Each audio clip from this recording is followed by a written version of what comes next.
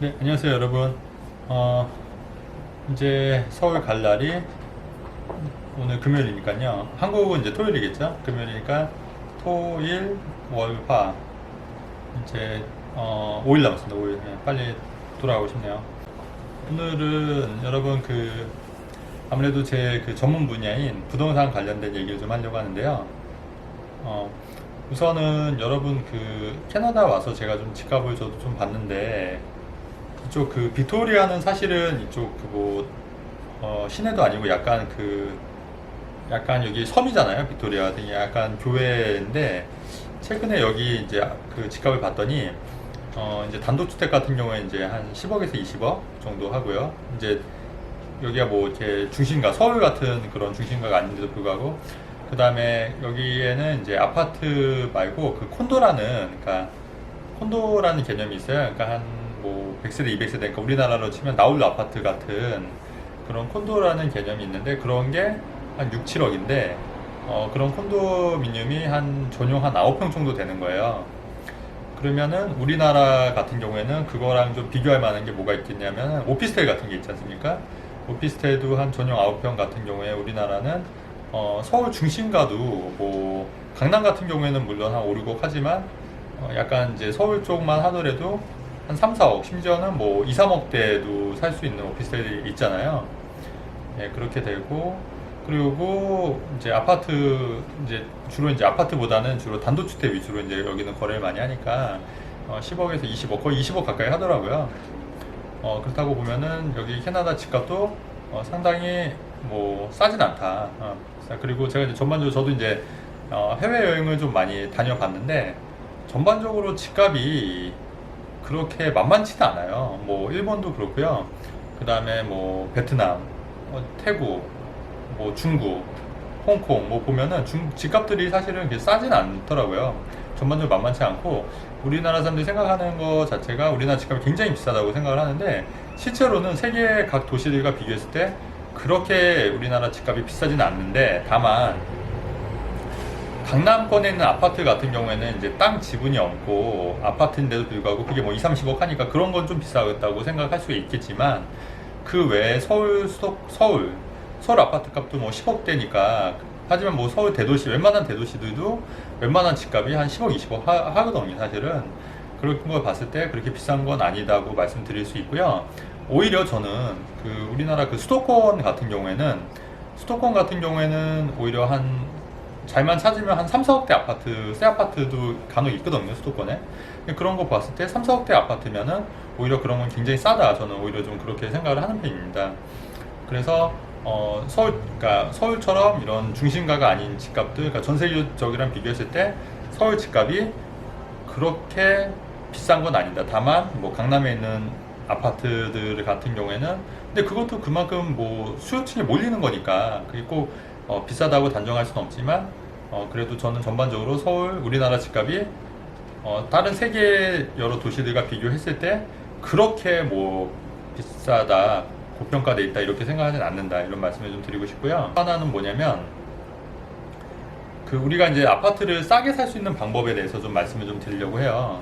어떤 거냐면, 우리가 이제 아파트를 살 때 일반 아파트 같은 경우에는 이제 다 지어진 아파트를 살 경우에는 이미 가격을 다 주지만, 우리가 분양권 같은 경우에는 여러분 중간에 전매라는 걸 할 수가 있어요. 분양권. 근데 그게 예전에는 서울도 분양권 전매가 가능했는데, 그게 파리 대책 이후에 서울 같은 경우 분양권 전매가 다 금지가 돼 있잖아요. 그 말은 뭐냐면 여러분 쉽게 설명드리면, 분양권은 이제 짓고 있는 거예요. 아파트가 선분양이잖아요, 우리나라는. 그럼 선분양은 짓고 있는데, 그 권리를, 그러니까 아직 그 건물이, 그러니까 아파트가 다 완공이 되기 전에 그 권리를 팔 수 있는 게 바로 전매라는 거예요. 근데 예전에는 서울 같은 경우에도 이런 전매가 됐었는데, 파리 대책 이후에는 서울 같은 경우에는 전매가 안 되지만, 수도권, 비조정 지역에 한해서는 수도권 같은 경우에는 전매가 가능하거든요, 분양권은. 그렇다고 하면은 여러분 어떤 전략을 짤 수 있냐면, 그런 분양권 같은 경우에 이미 다 지어지지 않았기 때문에 전매를 해서 사게 되면은 좀 싸게 아파트를 살 수가 있는 겁니다. 그게 바로 분양권 투자라는 거예요. 그래서 이 분양권 투자를 잘만 해도 부동산으로 싸게 왜냐면 아파트를 살 수가 있기 때문에. 근데 왜 싸냐면 여러분 한번 생각을 해보세요. 이미 다 지어진 건물은 리스크가 크게 존재하지 않잖아요. 이미 다 지어졌고 내가 현장을 확인할 수 있고. 하지만 분양권은 내가 실물을 볼 수가 없는 거예요. 그냥 도면만 보고 계획만 보고 아파트 내부를 직접 볼 수가 없기 때문에 약간의 리스크가 남아있는 거예요. 그렇기 때문에 그런 리스크를 내가 안고 사는 거기 때문에 조금 더 시세보다는 싸게 살 수가 있는 거예요. 이해되시죠?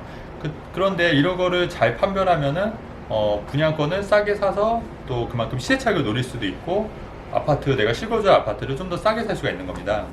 근데 이 분양권 같은 경우에는 이제 청약이 당첨이 된 사람들이 먼저 청약이 이제 당첨이 된 사람들이잖아요. 근데 그 사람들이 파는 건데요.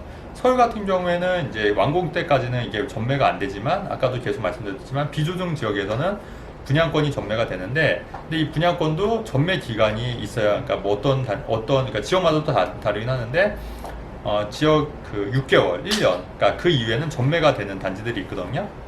이제 모집 공고일 기준으로 1년이 지나면 이 분양권 거래를 할 수가 있는 거예요.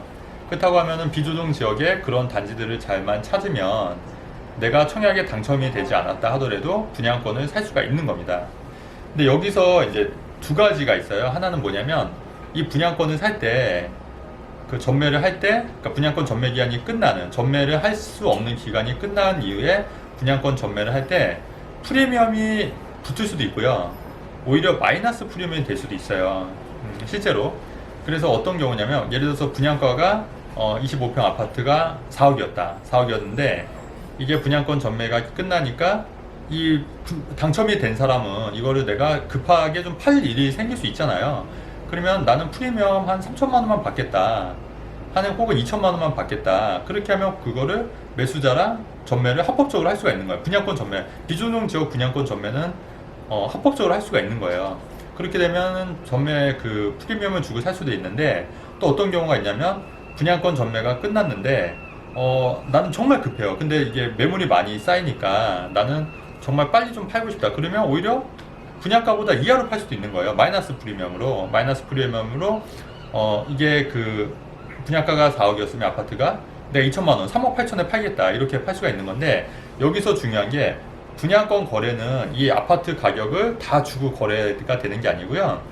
계약금으로만 거래를 할 수가 있어요. 무슨 말이냐면은 4억짜리 아파트면 이 사람도 처음에 애초에 분양권을 이제 당첨이 돼서 계약을 할 때 계약금이 몇 프로죠? 10%지 않습니까? 4천만 원만 낸 거예요. 4천만 원만 내고 비조정 지역 같은 경우에는 중도금이 그러니까 전액 무이자인 경우도 있고 이자 후불제인 경우도 있거든요. 근데 전액 무이자인 경우도 굉장히 많아요. 그러면 60%의 중도금은 무이자가 되는 거예요. 그러면 4억 중에 4천만 원 10% 그러니까 4천만 원만 내고 나머지 60%는 완공 때까지 사실 돈이 들어갈 게 없는 거예요. 그러면 이 분양권을 사는 사람 입장에서는 만약에 4천만 원에 계약금 4천만 원에 프리미엄 2천이다. 그러면 총 6천만 원만 주고 이 아파트의 권리를 분양권을 살 수가 있는 거예요. 그 다음에 중도금 받은 거는 이 사람한테 승계가 되는 거예요. 중도금 기존에 받았던 애초에 최초에 분양받았던 사람이 분양권을 사는 사람한테 넘겨주는 걸로 그렇게 은행에 가서 자서를 써서 이제 승계를 해주는 거예요. 그럼 실제로 내 돈이 얼마가 들어간다? 계약금 10%, 4천 플러스 프리미엄, 그러니까 6천만 원이면 아파트를 권리를 살 수 있는 권리가 생기는 거고 나중에 완공이 됐을 때 이제 잔금을 치르는 건데 그때도 이제 그 중도금 대출 받은 거를 잔금 대출로 전환할 수가 있는 거예요. 그래서 당장 큰 돈이 들어가지도 않고 분양권을 살 수가 있는 거죠. 마찬가지로 만약에 마이너스 프리미엄인 분양권을 산다는 건 뭐냐면 계약금이 4천만 원 중에서 마이너스 내가 2천만 원을 마이너스 손해 보겠다. 원래 그 처음에 분양받았던 사람이 그럴 수도 있잖아요. 내가 급하면 그럴 수도 있거든요. 그럼 2천만 원을 손해를 보고 2천만 원만 내가 계약금 냈으니까 이걸 포기할 테니까 2천만 원만 주면 내가 이거를 넘겨주겠다. 이게 마이너스 프리미엄으로 분양권을 전매할 수가 있는 거예요. 그러면 이거를 분양권을 사는 사람 입장에서는 2천만 원, 그러니까 실제 아파트 4억짜리를 2천만 원 싸게 사는 거니까 3억 8천에 살 수가 있는 거죠. 네. 그리고 분양권 거래는 여러분 그 분양권은 지금 이미 완공이 된 게 아니지 않습니까? 그렇기 때문에 여기서 취득세나 이런 게 발생하는 건 아니고요. 완공이 다 되고 나서 이제 등기를 할 때 그때 이제 취득세를 내는 거기 때문에 세금 관계도 이제 상관이 없으신 거고 그리고 또 하나 이제 또 뭐냐면 이거를 분양권을 공동명의로 할까 단독명의로 할까 많이들 생각하시잖아요. 근데 이제 공동명의가 세금적인 측면에서 유리한데 이제 두 분이 다 같이 나오고 대출도 같이 써야 되기 때문에 그런 번거로움은 있어요. 그렇기 때문에 그리고 일단은 단독 명의로 했다가 어차피 부부간에는 6억까지는 증여세가 비과세가 됩니다. 부부간에는 10년간 6억까지는 증여세가 비과세가 되기 때문에 먼저 단독 명의로 했다가 등기할 때 공동 명의로 하셔도 되고, 그게 번거로우면 처음부터 공동 명의로 분양권을 사셔도 되는 거니까 그거는 상황에 맞게 하시면 될 것 같습니다. 그리고 또 팁을 좀 더 드리면, 분양권 거래는 언제가 제일 싸냐면요, 일단은 전매 기간이 끝나고 나서 직후에, 그러니까 전매가 1년 동안 전매 기간이 안 되다가 전매가 딱 끝나는 시점에 매물이 많이 나오면서 서로 경쟁하게 되거든요. 내가 급한 사람들 싸게 팔려고 할 수밖에 없어요. 그러면 그럴 때 이제 분양권을 좀 금매로 잡을 수가 있고요.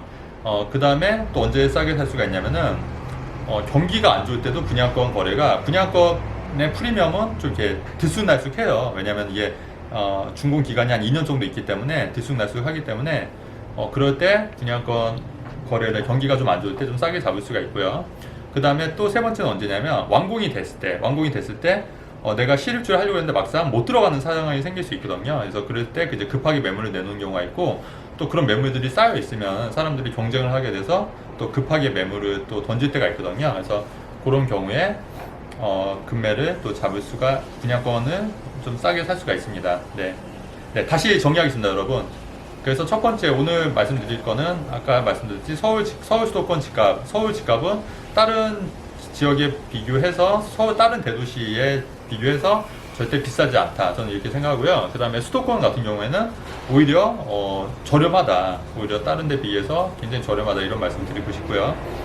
그 다음에 분양권 거래는 아파트를 싸게 살 때 뭐 경매나 뭐 금매 윗도 있지만 분양권도 잘하면은 아파트를 싸게 살 수 있다, 이런 말씀 드리고, 그리고 분양권 거래 시점에는 전매 기간이 끝나는 시점, 그 다음에 경기가 안 좋을 때 혹은 완공되는 시점에 분양권을 프리미엄, 급한 마이너스 프리미엄이나 아니면 급한 매물을 잡을 수 있다. 네, 이렇게 내용을 정리하겠습니다. 네, 여러분, 서울에서 한국에서 배워, 여러분.